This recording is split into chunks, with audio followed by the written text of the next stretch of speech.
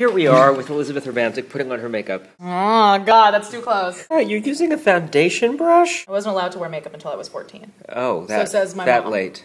Yeah, and then my mom for my 14th birthday bought me makeup. Favorite song of the show? I really like singing Do You Hear What I Hear? Do you know? Do you know what I know? Do you know what I know? Because I am deeply bitter that I am not a strong black woman gospel singer. Good. And then the number that you thought you were going to hate that you now love because I'm always right. From distance. And how much did you not want to do that number? So much.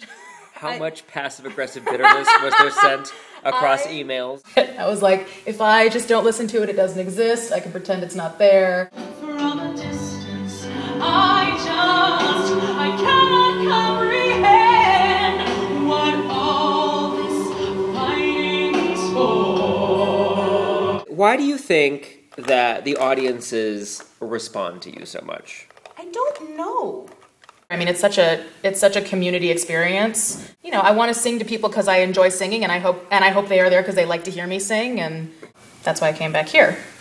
The interesting thing about the point you're at in your career and the fact that you're young for a lot of the roles that you'll be playing. I mean, Just when I'm 40. Yeah. It's very difficult because I'm not entirely castable in my age range. So I do recordings of new musicals. I do workshops of new musicals.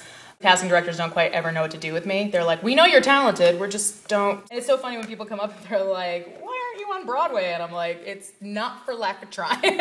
First time you worked here, it wasn't. It was a bit of a nightmare. My first staging rehearsal, I was really not a happy camper. The strange thing about this space is you have people all the way on either side of you, almost practically behind you. And so you have to address all of them. And when you first start doing it, you feel like you're like at Wimbledon or something, because you're nonstop doing this. That took a lot of getting used to. In the first day, I was just so upset, and I'm like, I don't know what you want from me, and I don't think I'm right for this, and I just felt very untalented. It was like trial by fire. Now I'm starting into my eyes, which Joel is always very excited about. There's at least 5 colors on my eyes every night. I think it's nice for new people to have somebody come back who can be like, I know, it's weird. But once you get used to it, it becomes like second nature. What's your least favorite song you've ever had to perform in this space? Primitive Man. I really did not like that. Was kind of my fault, though, right? It was the setup. The setup was awful. What was I thinking? It just hit me. Cole Porter liked to go pick up young men down on the docks. Yeah. Here's Elizabeth, and then I had to go down into the audience. We had an entire audience just of women, and I had to ask Rich to go sit in the audience, so I had a man to flirt with. Favorite song I've ever gotten to do?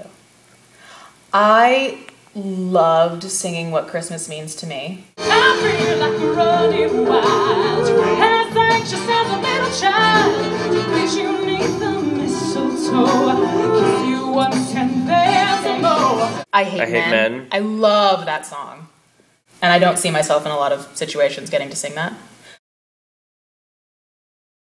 If I ever forget a lyric, I just repeat another lyric, whether or not I've sung it already. With Jordan Griffey singing Islands in the Stream. I can't live without you if the love was gone. Everything is nothing when you got no one. You just walk in the night, slowly losing sight of the real thing. Like, I hear the intro and I'm in my head, I'm like, I'll just sing the second lyric and then I'll double back, because in the time that I'm singing the second lyric, I will remember the first one. Nope, still don't have it. And so I sang, everything is nothing when you got no one. Everything is nothing when you got no one. And I just looked at Jordan, and we just looked at each other like, I have no idea. If you were going to describe Sam Ramirez in one word, other than agita. Funny. David Moan. Snuggly. I was going to say he is the Snuggle Fabric Softener Bear.